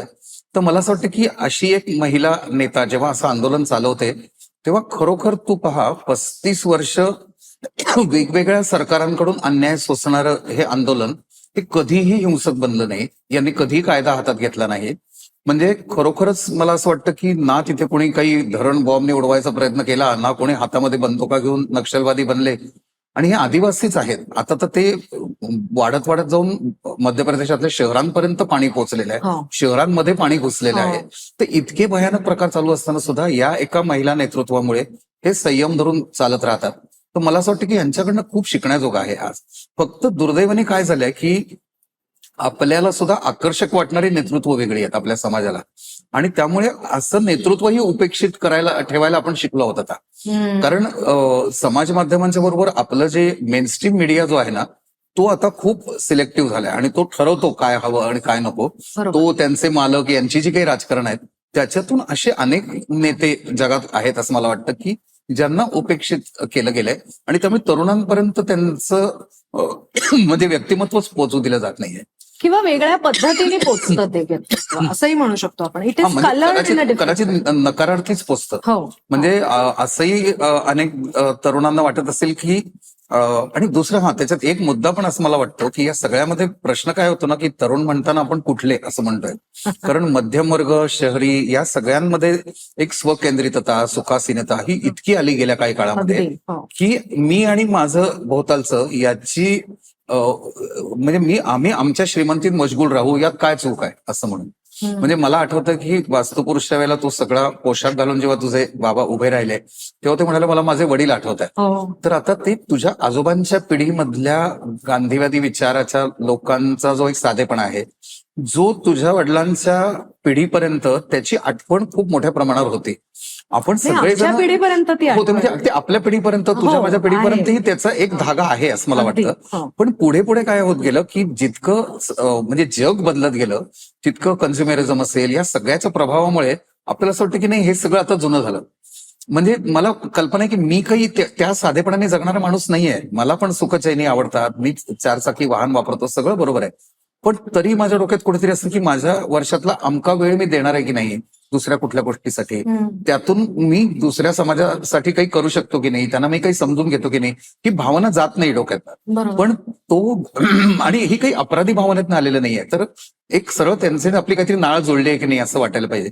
पण ती नाळ तोडण्याकडे खूप मोठ्या प्रमाणावरती आताच्या पिढीचा कल मला दिसतो. आणि ते करून आपण स्वतः वेगळे होऊया असं वाटल्यामुळे मग अशी जी माणसं दिसतात ती उलट त्रास द्यायला लागतात. आणि मग त्यांना विसरून जाऊया त्यांना नजरेत त्यांना मागे टाकूया. टाकूयात आणि असं. ते अशा सोकॉल्ड विकासाच्या आड येणारी माणसं आहेत तर त्यांना आपण जितकं दूर लोटू तुरुंगात टाकू तितकं आपला मोठा विकास होणार आहे असं वाटतंय. पण ते खरं नाहीये. आणि ते समाजातल्या एका छोट्या वर्गाला त्या विकासाची फळं नक्की मिळतील आणि ते म्हणतही राहतील की आमचं खूप छान चाललंय म्हणून.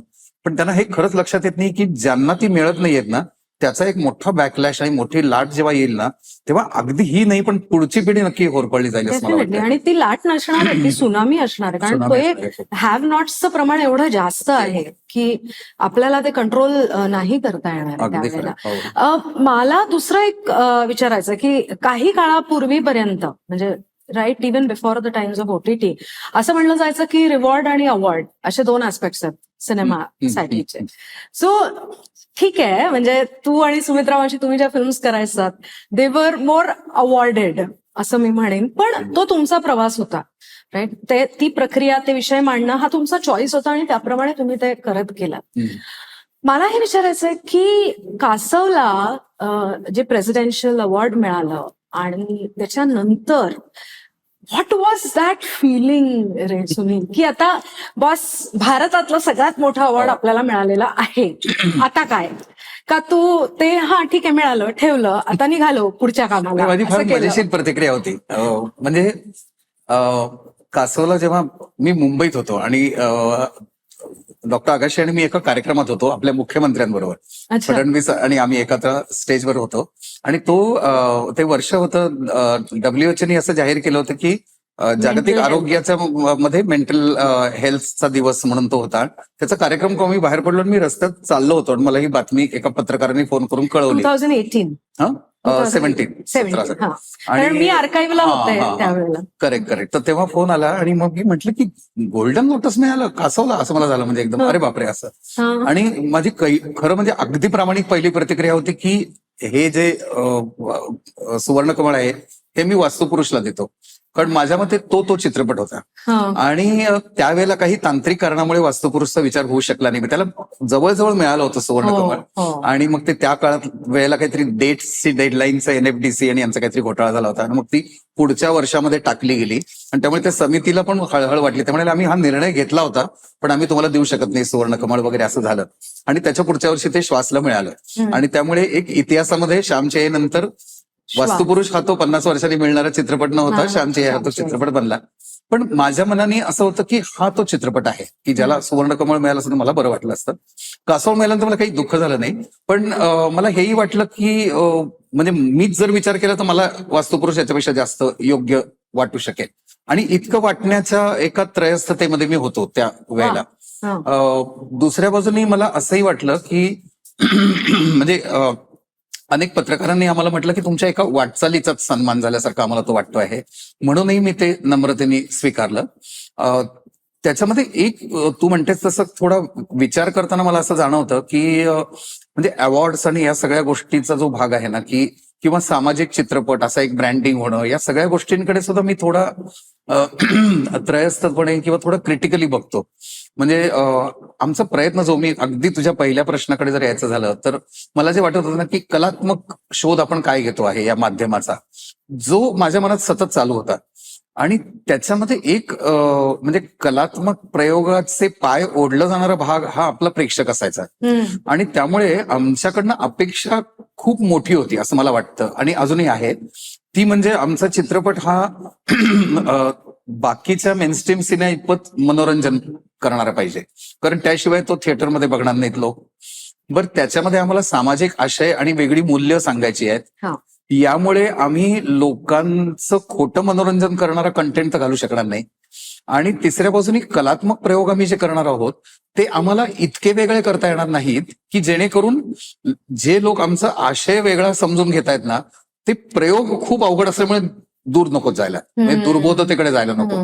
आता या तिन्ही गोष्टी एकत्र आणणारा जो सिनेमा आहे ना, त्याला तिन्हीकडच्या माणसांनी थोड्या थोड्या चोची मारलेल्या आहे. म्हणजे जे उत्कृष्ट कलात्मक प्रयोग करणारे समीक्षक, म्हणजे मानणारे समीक्षक होते, ते आम्हाला अनेकदा म्हणायचे की तुमचं पोटेन्शियल आम्हाला दिसतंय, पण तुम्ही जागतिक दर्जाचा सिनेमा अजून देतच नाही आहात, कारण ती प्रयोगशीलता तुमच्यामध्ये आहे पण तुम्ही ती वापरत नाही आहात, असा एक आमच्यावर ते आरोप करायचे.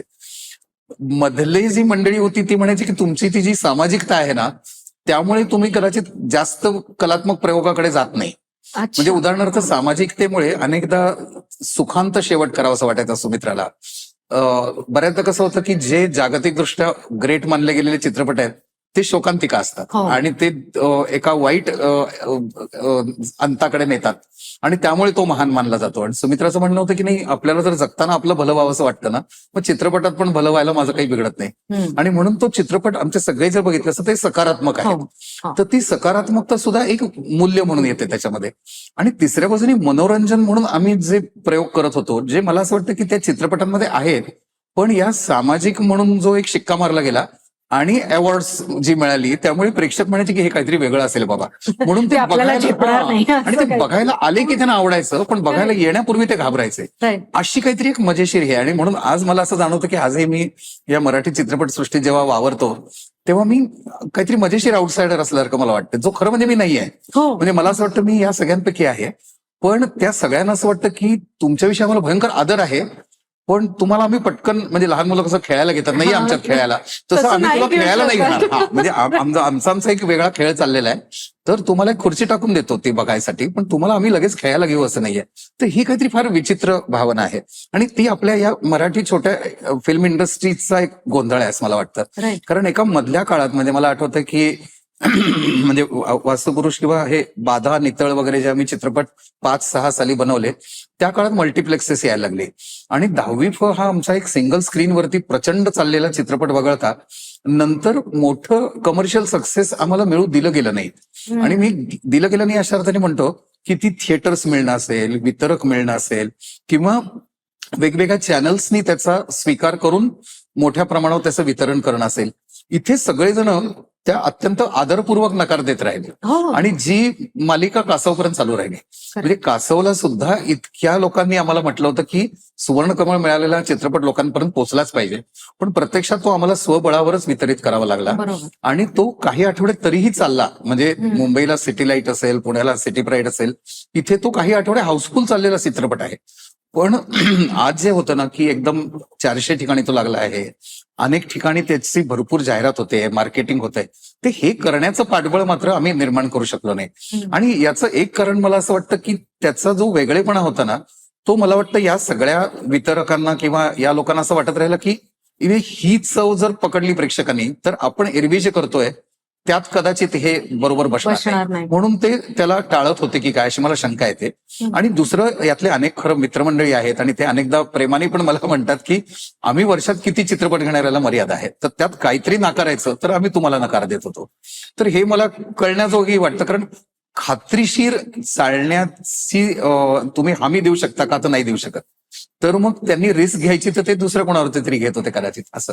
पण मला एक बरं वाटतं की आमच्या पद्धतीचे जे चित्रपट निर्माण होत होते ना, त्यातून अनेक चित्रपट दिग्दर्शक जे निर्माण झाले, जे काही आमच्या बरोबरच काम करणारे होते, काही न करणारे होते, यांच्यामधून जे चित्रपट निर्माण झाले जे मला आमचेच वाटतात, राईट. म्हणजे ते आमचे नातेवाईक वाटतात हो. आणि ते मात्र यशस्वी होताना दिसतात. तर तो मला आनंद पुरेसा आहे. मला असं वाटतं की आम्ही ती पायरी दिली, या पायरीवर ते चढून वर गेले, आम्हाला आनंद आहे. असं व्हेरी गुड, व्हेरी असं काहीतरी म्हणता येईल. मला तुला आता हे विचारायचं आहे की आता पुढे काय प्लॅन?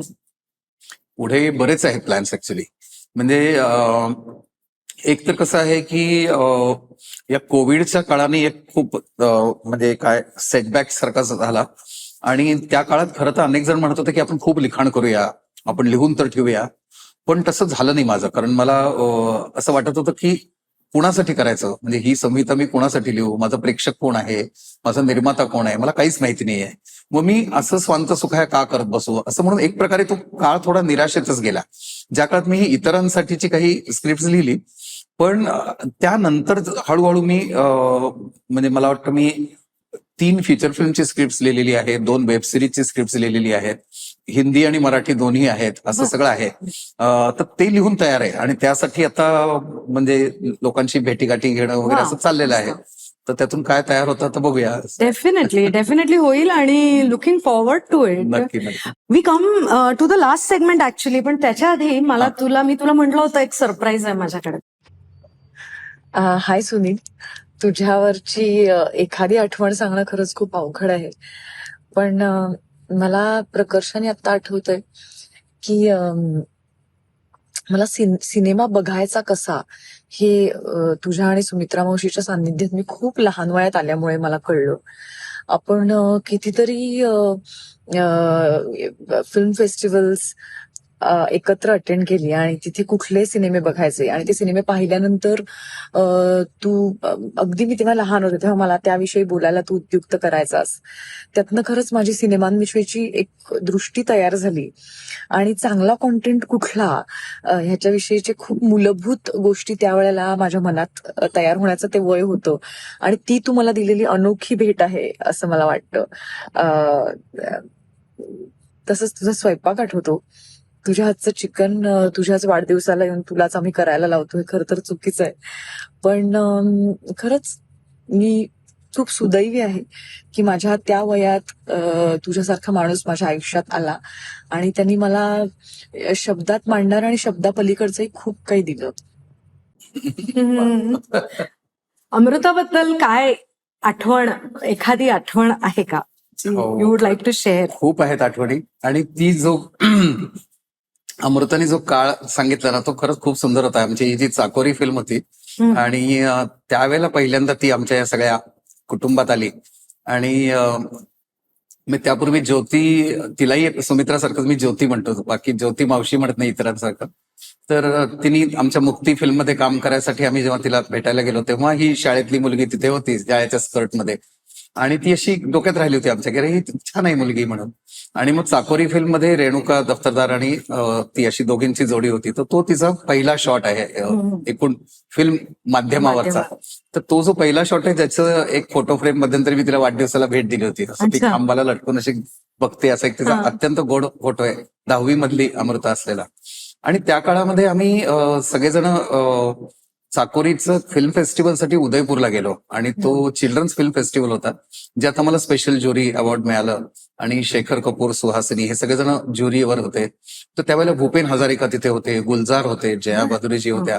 अशा सगळ्या मंडळींबरोबर ही रेणुका, अमृता आणि सिद्धार्थ, ज्याने नंतर वास्तुपुरुष मध्ये प्रमुख भूमिका केली, हो. रेणुकाचा धाकटा भाऊ, तर तोही त्यावेळेला आणखीन लहान होता. तर अशा तिघा खरोखर मुलांनाच घेऊन आम्ही त्यावेळेला गेलो होतो, आणि ती ट्रिप आमची खूप सुंदर होती. आणि तिथे मग आम्ही उदयपूर जवळच्या वळवंटात गेलो, ते खूप सिनेमे पाहिले.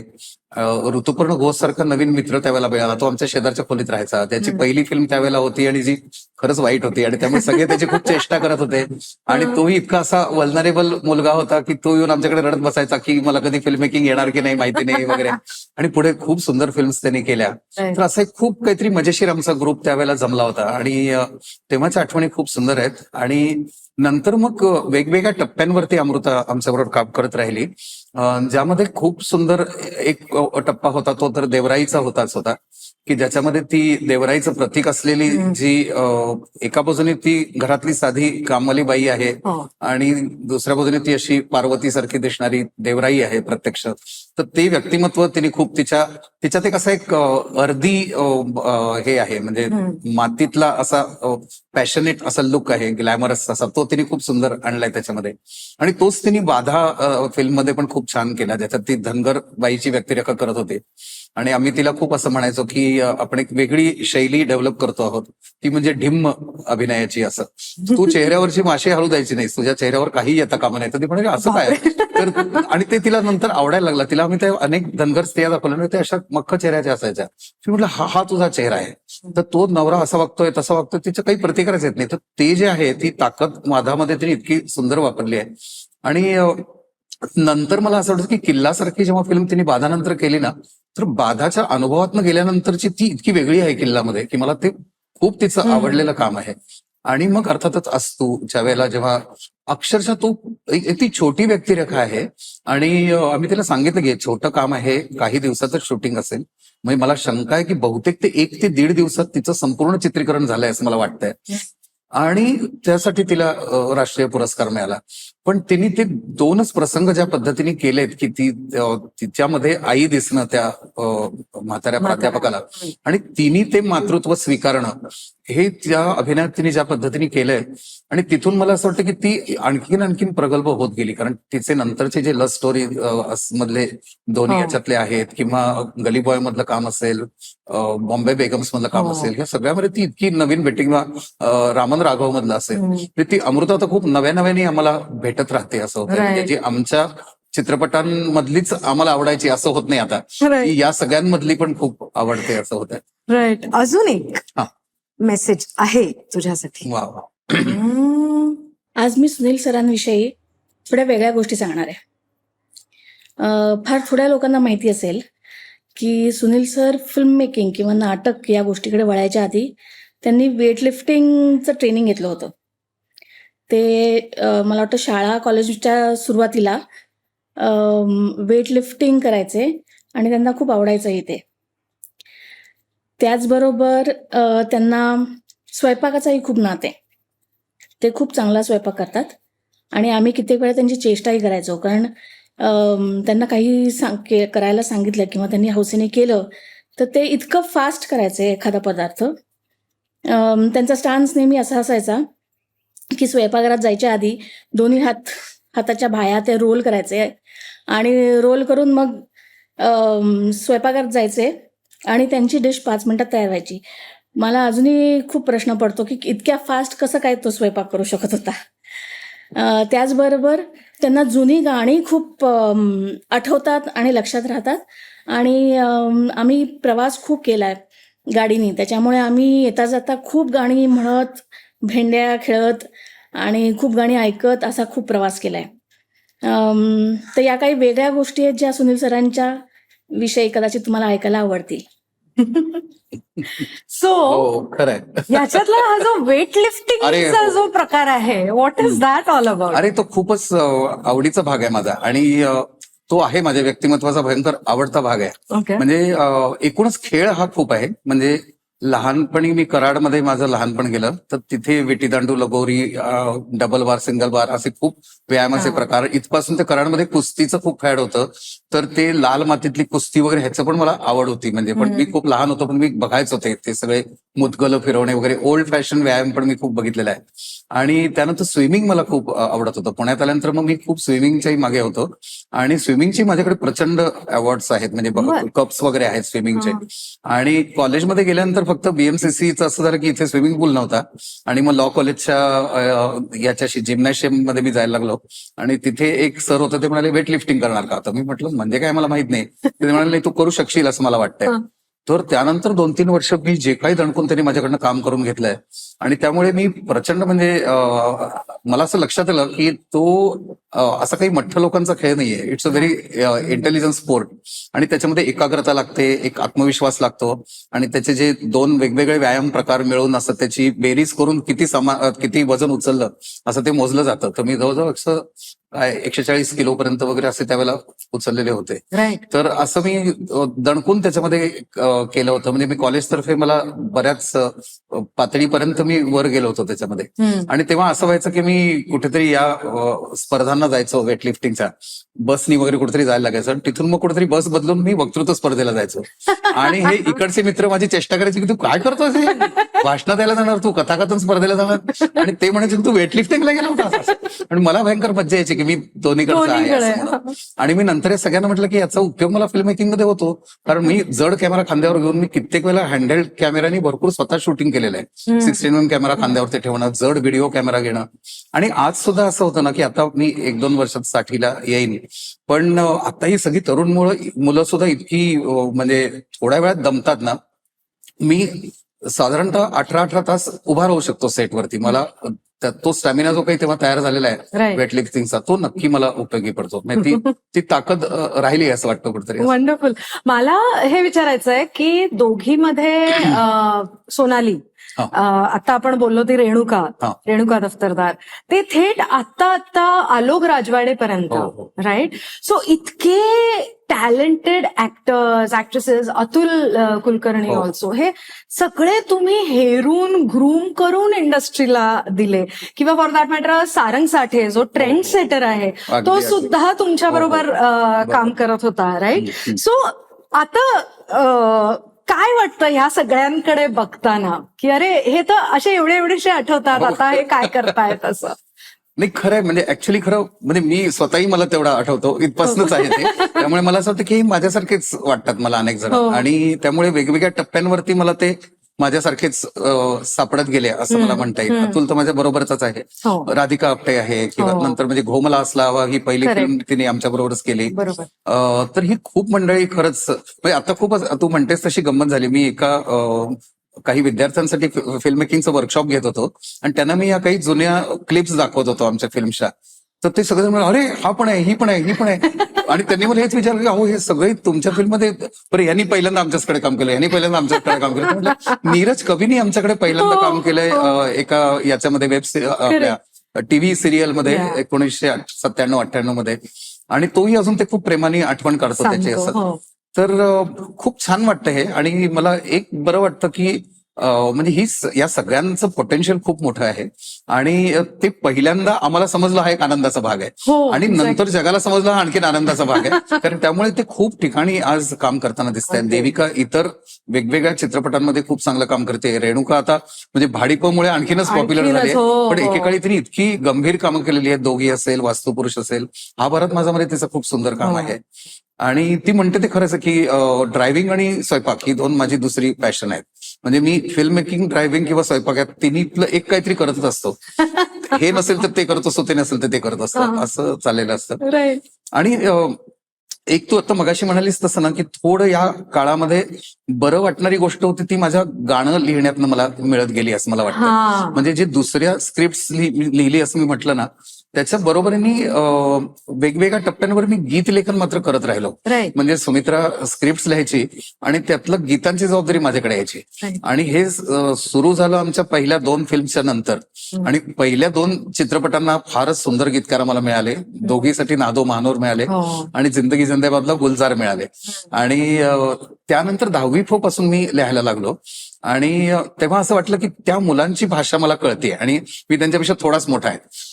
तर मग आता मी त्यांची गाणी लिहू का असं म्हणून मी प्रयत्न सुरू केला आणि मला मजा यायला लागली.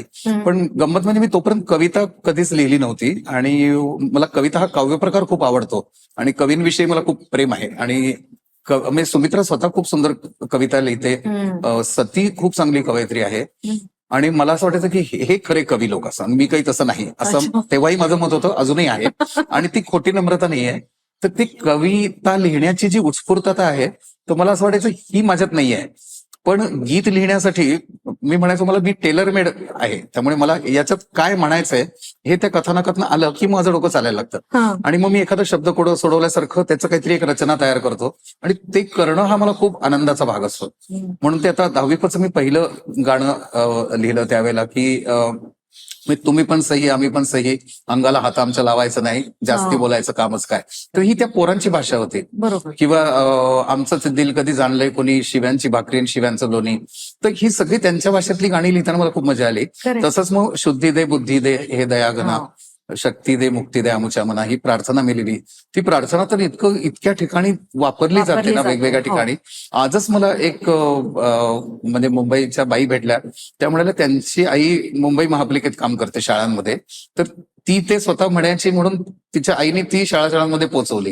हो. किंवा मी त्याचंच एक हिंदी रूपांतर नंतर लिहिलं होतं की पाणी सा निर्मल हो मेरा मन, हो. जी मुक्तांगणची पण प्रार्थना बनली प्रार्थना आहे. आहे. हो. किंवा मी बाधा निमित्त असे खेडोपाडी फिरत होतो तर अगदी धनगर भागातल्या माणगाव जवळच्या छोट्या गावातल्या शाळेमध्ये ती मुलं ही प्रार्थना म्हणत होती, शुद्धी दे बुद्धी दे. वाह. त्यांना आम्ही माहिती नव्हतो, 10वी माहिती नव्हतं, मी ती लिहिली ही माहिती नव्हतं, त्यांनी माझ्यासमोरच ती सादर केली. तर असे फार हृदय क्षण असतात. Correct. आणि नंतर मग हळूहळू मला त्याची गंमत यायला लागली. मग वास्तुपुरुषमध्ये दलित वस्तीवरची गाणी कशी असतील म्हणून ती मी लिहिली. किंवा नंतर संहिता जेव्हा बनवायची त्याच्यामध्ये आधी खरं धोमला असला हवाच्या वेळेला खूप आणखीन वेगळाच अनुभव होता, कारण ते सगळं असं मालवणी लहेजाचं हो. मराठी असलेली अशी ती फिल्म होती ज्याच्यात राधिकाने पहिलं काम केलं, राधिका आपटेने. तर ती अशा त्या खोडकर मुलीची गोष्ट आहे आणि तिच्या नजरेतून तिच्या मानसिकतेतून ती गाणी लिहिण्याचा पण एक खूप सुंदर अनुभव होता. वाव. त्यामुळे गाणी लिहिताना मला नेहमी अशी मजा वाटायची की मग ती अशी नको असताना सासरी जाणारी मुलगी आहे, हा. हिच्या मनात काय चाललं असेल. मग मी जणू काही तिच्या मनात प्रवेश करून मी ते गाणं लिहितोय. Right. त्यामुळे ते गाणं खूप माझ्या अनेक मैत्रिणींना आवडतं खूप. एक दिसे येई तसा दुजा दिसे येई तसा जाई येई तसा जाई. आणि मग ती मुलगी म्हणते की माझ्या माहेराचा सूर्य उशिरानं उगवायाचा, दुपाराच्या वक्ताला निजू निजू लोळायचा, सासराच्या दिवसाला 36च्या वर तास, किती उरक पाडावा कामादामाची रास. तर असं सगळं ती त्याचा विचार करते. ही जी सगळी लोकगीताची आपल्याकडे परंपरा आहे ना, मग तुम्हाला बहिणाबाई आठवतात किंवा महानोरांनी त्यावेळेला ओळख करून दिलेल्या त्यांच्या या पळसखेडच्या पद्धतीच्या कविता आहेत. तर अशा सगळ्याचा एक एक इम्पॅक्ट माझ्या मनावर खूप होत राहिला. Right. किंवा संहिता फिल्मच्या वेळेला तर आम्हाला गझल ठुमरी पद्धतीची त्या संस्थानी काळातली गाणी तयार करायची होती. तर अशी तयार गाणी घ्यावीत का असं पण आम्ही एकदा विचार केला. पण मग नंतर म्हटलं मी लिहून बघतो असं म्हणून मी जरा घाबरत प्रयत्न केला. आणि तेव्हा मग मी ती पहिली गझल लिहिली ज्याच्यामध्ये जी आरती अंकलेकरांनी गायलेली आहे की लुटा दू जा यही अरमा दिल नवाजी में, वरना बेदाग वीराना पण कबूल है हमें. वाह. तर ती जी स्वतः मी एकटी आहे पण म्हणून मला कुठलंही नातं नाही चालणार असं म्हणणाऱ्या त्या बाईची गोष्ट आहे. तर अशा पद्धतीचं लिहित लिहित मला खूप मजा यायला लागली. मग त्यात ब्रजभाषेचे काही प्रयोग हो. केले. मग म्हणून कासवमध्ये जी 2 गाणी लिहिली ती मी मुद्दाम ब्रजभाषेमध्ये लिहिली. आणि त्याच्यामध्ये सुद्धा त्या या निराशेच्या म्हणजे सगळ्यातून जाणाऱ्या मुलाची आणि त्याची काळजी घेणारी जी आहे तीही निराशेच्या प्रक्रियेतनं गेलेली बाई आहे. हो. तर दोघांची मानसिकता असणारी ती आहे की म्हणजे एक प्रकारे मला दुसऱ्या कोणाची गरज नाही, मी स्वतःमध्येच असू शकेन. आणि त्यामुळे त्याच्यातलं जे गाणं आहे ते अपने रंग में नहाऊं मैं तो अपने ही संग में गाऊं. तर मी माझ्याच रंगामध्ये रंगून माझंच सुरात मी गाणं म्हणेन. हो. त्यामुळे कोणीतरी असेल तरच माझं काहीतरी होईल असं नाहीये. तर ती निराशेतून बाहेर येणाऱ्या माणसाची ती गोष्ट आहे. गोष्ट तर आहे. ते असं करता करता मग बऱ्याच इतरांच्यासाठी पण मी लिहित राहिलो, Right. जे अजूनही चालू आहे. म्हणजे आता मी हा. वरुण नार्वेकरच्या वेब सिरीज ते दो गुब्बारे म्हणून आहे त्याच्यात गाणी लिहिली, किंवा संदेश कुलकर्णींनी मसाला फिल्म केली होती, तर हो. त्याच्यामध्ये मी गमतीशीर गाणी लिहिलेली होती. सचिन कुंडलकरच्या हे काय म्हणतात फिल्मचं नाव, निरोप निरोप निरोप. फिल्म मध्ये मी एक गाणं लिहिलेलं होतं, जे जास्त गंभीर असं गाणं आहे. तर अशी बरीच त्यामुळे मी गीतं लिहित राहिलो. तर ते लिहिणं हा एक माझा एक स्वतंत्र आनंदाचा भाग असतो, कारण जो मला म्हणजे ते मला माझं काम वाटत नाही ना, त्यामुळे मला मजा मजा येते, येते. म्हणजे हॉबी वाटते मला. तसं Okay. चालू राहत होते. Great great. मग सुनील, आता we come to the last part of हा, आर हा. ही सेगमेंट आहे हा. की सानविवी सॉरी. सानविवी. ओके. ओके. सो तुला जर आता पोस्ट कार्ड दिलं हा. आणि म्हटलं की तुला ज्या व्यक्तीला लिहायचं त्या व्यक्तीला लिही आणि जे लिहायचंय ते लिही, तर तू कोणाला लिहिशील आणि काय लिहिशील? ऍक्च्युली खरं आता अशा त्या दोन व्यक्ती एकदम माझ्या डोळ्यासमोर येत आहेत. म्हणजे एक खरं तर सुमित्राच येते आणि दुसरी माझी आई, जी गेल्या वर्षी गेली. आणि म्हणजे तिचंही, या दोघींचंही फुफ्फुसाच्या आजारातूनच निधन झालं. आणि त्यामुळे असं ते त्या दोघींचे शेवटचे श्वास असे पाहिल्यासारखं वाटतंय मला. आणि ते म्हणजे या दोघींनाही मला काय लिहावं असं म्हणशील ना, तर एक खूप कृतज्ञता मला त्या दोघींच्या बद्दल व्यक्त करावीशी वाटते, खूप वेगवेगळ्या प्रकारे.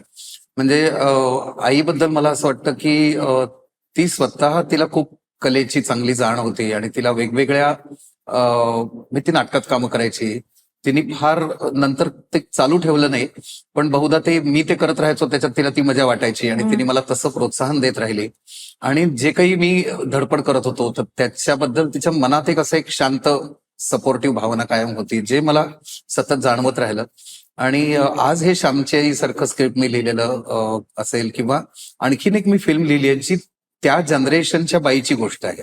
म्हणजे जी 1976-77 मध्ये 40ची आहे, अशा बाईची कथा लिहिली आहे मी. तर ती फिल्म मला झालेली तिला दाखवायला आवडली असती, कारण ही तुझी असं नाही पण तुझ्या जनरेशनची गोष्ट आहे असं म्हणून. तर ते आता शक्य नाही, याबद्दल मला खूप वाईट वाटतंय. आणि तसंच मला सुमित्राच्या बद्दल होत आहे आता, की असं वाटतं की अजून खूप बोलण्याजोगं होतं आणि खूप काय म्हणता येईल की ते सगळी नाती ही इतक्या गुंतागुंतीची असतात आणि त्याच्यात खूप असे अपोरेपणाच्या खूप गोष्टी राहून जातात. बरोबर. आणि तेव्हा असं वाटत राहतं की ठीक आहे, नंतर केव्हा तरी हे दुरुस्त करू किंवा नंतर काहीतरी यात बदल करू. आणि असं म्हणजे कुठे काही काळ पळून जात नाही असं आपल्याला वाटतं, पण प्रत्यक्षात तसं होत नाही. आणि त्यामुळे असं बघता बघता ती जी नाहीशी झाली, त्यामध्ये मला असं वाटत राहिलं की अरे, यातल्या बऱ्याच गोष्टी मला वाटत होत्या की ज्या तिला मला आवडल्या असत्या सांगायला, पण ते नाही जमलं असं म्हणून. तर बरोबर. ते सगळं मी कदाचित त्या पत्रात लिहीन असं वाटतं. Okay. Great. Thank you so much Sunil, तुला तुझ्या पुढच्या प्रवासाबद्दल, कारण you are enjoying the journey. नक्की. त्याच्यामुळे तुझ्या या जर्नीसाठी खूप खूप खूप शुभेच्छा आणि परत भेटू, गप्पा मारू नक्की अशाच. नक्की नक्की भेटू. Thank you Bye. Thank you. Thank you. Yes, bye, bye.